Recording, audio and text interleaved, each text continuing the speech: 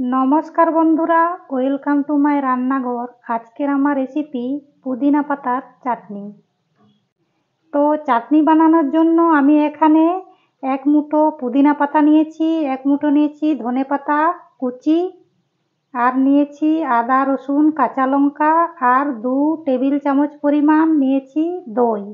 একটা মিক্সির জার নিয়েছি, তো জারের মধ্যে আমি দিয়ে দিলাম ধনে পাতা আর দিলাম পুদিনা পাতা,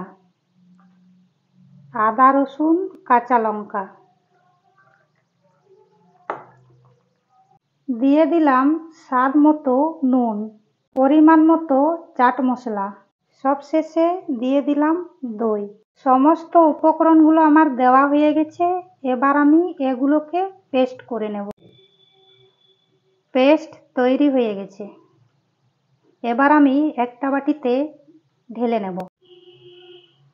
পেস্টের মধ্যে দিয়ে দিলাম আমি স্বাদ মতো বিট নুন, আর দিলাম হাফ চামচ পরিমাণ ভাজা মশলা, গোটা জিরে, গোটা ধনে, শুকনো লঙ্কাকে আমি শুকনো কড়াইয়ে ভেজে গুঁড়ো করে নিয়েছি, তো দিয়ে দিলাম।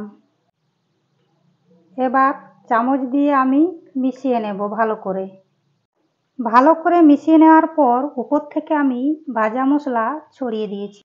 তো বন্ধুরা, চাটনিটা আমার কত তাড়াতাড়ি হয়ে গেল। আপনারাও একদিন বাড়িতে বানিয়ে খাবেন। আজকের রেসিপিটা দেখে আপনাদের কেমন লাগলো? ভালো লাগলে লাইক করবেন, আর আমার চ্যানেলটিতে সাবস্ক্রাইব করতে ভুলবেন না। আজকের রেসিপিটা আমার এই পর্যন্তই। নতুন কোনো রেসিপি নিয়ে আবার হাজির হব। সবাই ভালো থাকবেন। ধন্যবাদ।